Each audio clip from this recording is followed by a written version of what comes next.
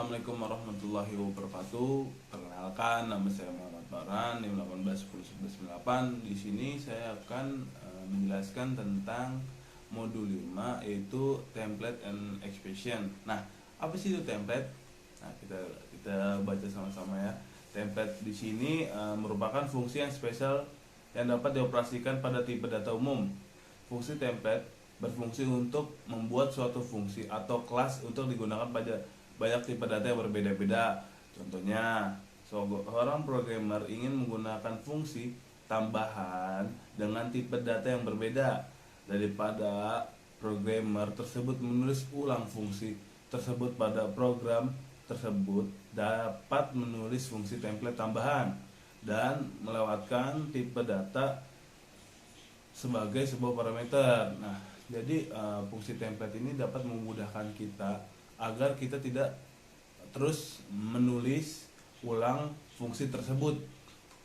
Nah, secara umum penulisan fungsi template pada kode program adalah sebagai berikut. Nah, template pengidentifikasian kelas, deklarasi fungsi, atau template pengidentifikasian nama tipe, deklarasi fungsi. Nah, perbedaan di antara kedua prototipe di atas hanya pada kata pengidentifikasian kelas dan nama tipe saja, tetapi keduanya memiliki makna dan fungsi yang sama persis.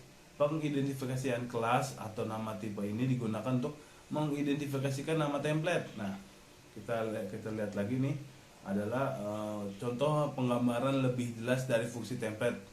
Kita lihat pada gambar ini ya. Di atas ini kan ada template kelas T fungsi T argumen. Nah, ini itu adalah suatu fungsi template di kode program. Nah, kita lihat lagi cabangannya, ada di bawahnya itu adalah tipe data template. Nah, misalnya di sini ada integer fungsi, ada char, ada float. Nah, setiap tipe data pasti memiliki fungsi yang berbeda-beda tergantung kebutuhan kita ingin menggunakan apa. Nah, kita lanjut lagi ke template fungsi dengan argumen lebih dari satu. Nah, penggunaan lebih dari satu argumen pada fungsi template dipisahkan dengan tanda koma. Jadi kalau ketika kita ingin menggunakan template fungsi dengan dua argumen atau lebih, itu harus ada tanda komanya. Bahkan kalau ketika kita bisa menggunakan 3 fungsi template, itu berarti di setiap template fungsi harus memiliki tanda komanya. Nah, antara argumen satu dengan argumen yang lainnya, jadi ketika kita memiliki 3 argumen, nah masing di setiap argumen itu harus ada tanda komanya. Oke, kita lanjut ke template class. Apa sih template class?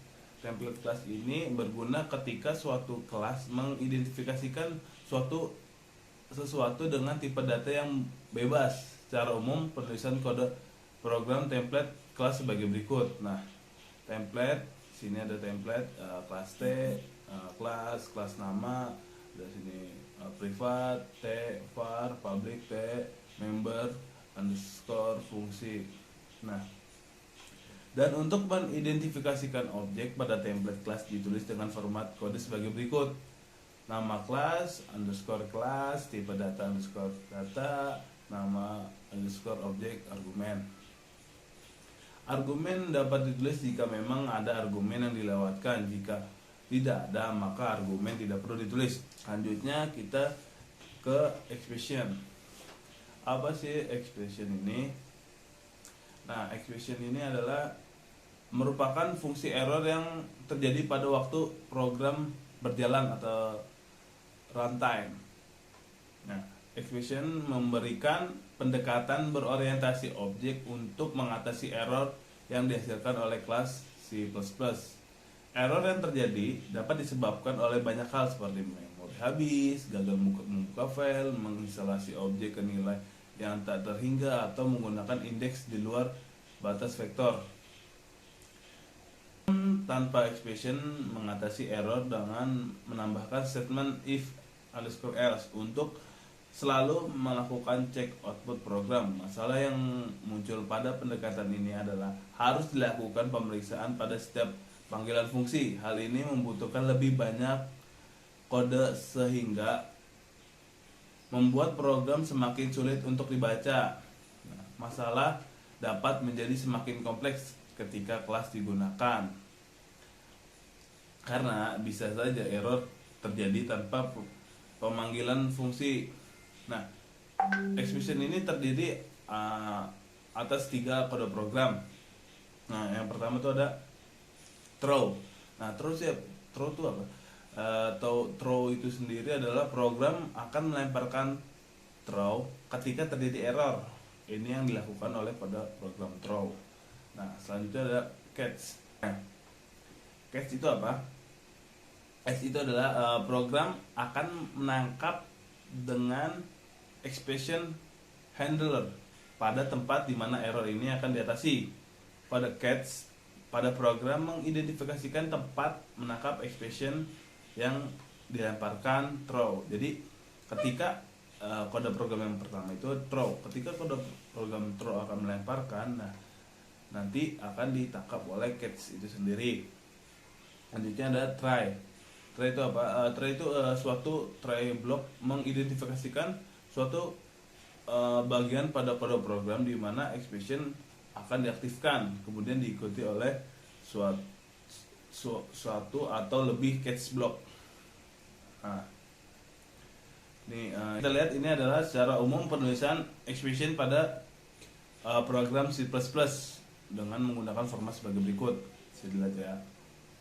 Oke, selanjutnya kita mulai simulasiin program yang kita akan mensimulasikan program yang telah dibuat. Oke, sebelum kita mensimulasikan program yang telah dibuat, kita akan menjelaskan flowchartnya terlebih dahulu. Nah, flowchart di sini itu saya membuat program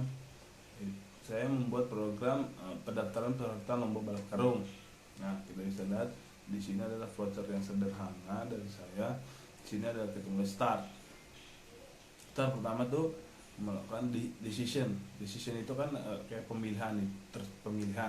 Nah, di sini ada 3 pilihan, ada masukkan pilihan itu yang pertama ada data peserta, tampilan, list peserta sama keluar. Nah, kalau misalnya kita memilih satu, nah misalnya kan kita memilih data peserta. Nah, di sini nanti data peserta akan muncul lagi, ada input, nama, sama umur. Nah, di data peserta itu sendiri nanti ada pemilihan lagi, apakah mau masukkan data peserta lagi atau tidak. Kalau misalnya mau masukkan data peserta lagi, nanti dia akan menginput lagi nama sama umur. Kalau misalnya tidak, berarti di data peserta tersebut itu cuma ada satu data peserta. Nah, terus yang kedua ada tampilan list peserta. Nah, tampilan list peserta itu adalah ketika data peserta yang sudah diisi baru bisa ditampilkan ke tampilan list peserta. Tapi ketika data peserta itu belum diinput, maka tidak ada tampilan list peserta. Lanjut kita ke programnya. Kita lihat program pendaftaran peserta lomba balap karung. Ini ada template, kelas template. Nah, itu adalah deklarasi fungsi template. Nah, itu ada kelas lomba, itu adalah deklarasi kelas. Nah, di public tersebut itu ada template nama sama template umum. Nah, itu adalah tipe data template. Nah, keduanya itu adalah tipe data template. Nah, selanjutnya itu ada lomba, template nama sama template umur. Nah, yang tadi yang sudah dijelaskan, ketika kita ingin menggunakan 2 argumen template harus ada tanda komanya. Nah, di sini kan ada tanda komanya, ada template nama sama template umur. Itu adalah sebuah konstruktor.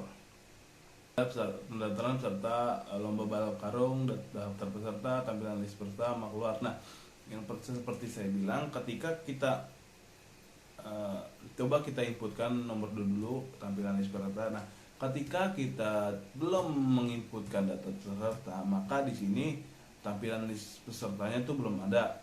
Nah, coba dulu. Nah kan benar, kita harus menginputkan data peserta. Nah, kita inputkan data peserta. Nah, misalnya namanya Wawan. Oke. Umurnya itu adalah 20 tahun. Nah, masukkan data lagi. Nah, coba di sini kita ingin menginputkan 3 daftar peserta. Ya, inputkan lagi namanya Farhan, umur 19. Nah, kita masukkan lagi namanya Hans, umur 23. Nah, juga kita masukkan data lagi no. Nah, kita persen continue. Nah, ketika kita sudah menginputkan data peserta yang telah kita masukkan tadi, di situ kita ada namanya Wawan, umur 20 tahun, terus ada namanya Farhan, umur 19 tahun, sama ada namanya Hans, umur 23 tahun. Coba kita tampilkan lagi. Nah, tuh seperti yang saya bilang tadi, kalau ketika kita menginputkan data peserta dulu, maka nanti di tampilan list peserta akan ada, karena kita telah menginputkan data peserta. Kalau misalnya kita belum menginputkan data peserta, nah, maka tampilan list pesertanya tidak ada. Mungkin cukup sekian apa yang telah saya sampaikan tentang modul 5 tentang template sama expression. Mungkin terakhir kata-kata dari saya adalah kita harus bekerja keras, karena kesuksesan itu tidak tergantung oleh pintar apa enggaknya kita. Kesuksesan akan datang ketika kita mau bekerja keras dan mau berusaha. Mungkin sekian dari saya. Terima kasih. Wassalamualaikum warahmatullahi wabarakatuh.